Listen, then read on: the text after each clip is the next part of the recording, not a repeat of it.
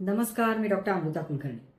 कॅबिनमध्ये येताना तुमचे गुगल ज्ञान बाहेर ठेवून येणे ही पुणेरी पाटी तुम्ही आजकाल बऱ्याच क्लिनिकमध्ये वाचली असेल. आता ही पाटी लावायची वेळ का आली तर याचं कारण म्हणजे गुगल डॉक्टर. आता तुम्ही म्हणाल की हे म्हणजे काय आहे एक्झॅक्टली, तर आज वर्ल्ड हेल्थ डेच्या निमित्ताने म्हणजे जागतिक आरोग्य दिवस हा आज सेलिब्रेट केला जातो. आणि अर्थातच या वर्षीची थीम काय आहे माहितीये का, की हे सगळं लक्षात घेता म्हणजे जवळपास मला वाटतं लॉकडाऊन पासून ही जी संकल्पना चालू झालेली आहे की सगळं काही आपल्याला गुगलवर मिळतं, फक्त सर्च करायचा आणि आपल्या समोर सगळी माहिती हजर होते. तर आता प्रत्येकाचे काही फायदे असतात, काही तोटे असतात, तर तसंच हे सोशल मीडियाचं चालू आहे.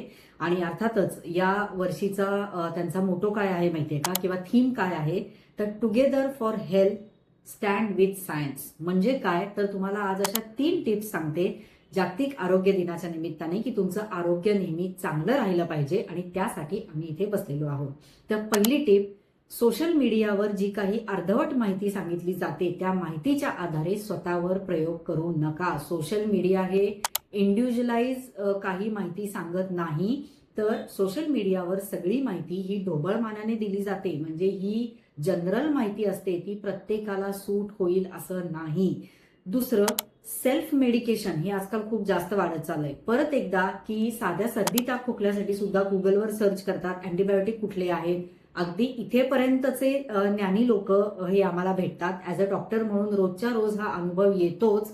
आणि अर्थात सेल्फ मेडिकेशन हे पूर्णपणे अवॉइड करा. कोणत्याही आजारामध्ये, अगदी साधा सर्दी ताप खोकल्यामध्ये सुद्धा तुम्ही बऱ्याच वेळेला असो की गुगलवर वाचून तुम्ही स्वतः औषधं घेता.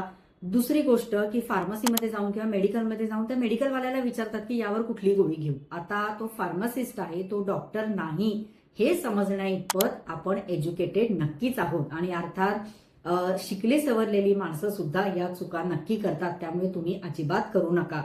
तर एक्सपर्ट डॉक्टरशी कन्सल्ट करूनच कुठलाही छोटा मोठा आजार असो, डॉक्टरांशी कन्सल्ट केल्यानंतरच गोळ्या घ्या. त्यामध्ये पैसे गेले तरी चालतील. आपण बाकी सगळीकडे पैसे घालवायला काही म्हणजे हॉटेलमध्ये जातो, इकडे तिकडे जातो, आपण 1,500-2,000 रुपये अगदी सहज खर्च करतो.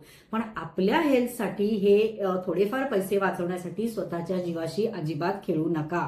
आणि तिसरी गोष्ट, बीपी, थायरॉइड किंवा डायबिटीस यासारख्या तपासण्या, म्हणजे यासारखे जर आजार तुम्हाला असतील तर त्यांच्या तपासण्या वेळेवर आणि रेग्युलरली करून घेत जा. आयडियली दर 3 महिन्यांनी शुगर किंवा थायरॉइड या तपासण्या केल्या गेल्या पाहिजेत. आणि त्या डॉक्टरांशी कन्सल्ट करूनच तुम्ही औषधांमध्ये किंवा औषधांचा डोस ऍडजस्ट करून घेऊ शकता, औषधांमध्ये बदल करू शकता. ऍज अ डॉक्टर असे बरेच पेशंट मी बघितलेले आहेत की थायरॉइड इतकं वाढलेलं असतं, कधी टेस्ट केल्याच नाहीये. 3 महिने तर सोडा, वर्षभर लोक टेस्ट करत नाहीत.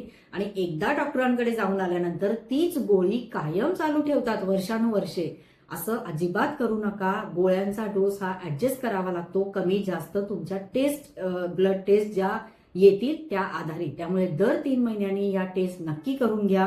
तुम्ही तुमच्या हेल्थमध्ये इन्व्हेस्ट करत आहात आणि त्यासाठी आपण पैसे कमावतो हे लक्षात घ्या. खाण्यापिण्यासाठी नाही, ऐशो आरामाच्या गोष्टी या सगळ्या बाजूला ठेवून आपल्या हेल्थवर नक्की कॉन्सन्ट्रेट करा. जिथे पाहिजे तिथे हे डोळसपणे करणं अतिशय आवश्यक आहे. त्यामुळे तुम्हालाही जर तुमची हेल्थ चांगली ठेवायची असेल, तुम्हाला हा व्हिडिओ पटला असेल, आवडला असेल, तर कमेंट करून मला नक्की सांगा. धन्यवाद.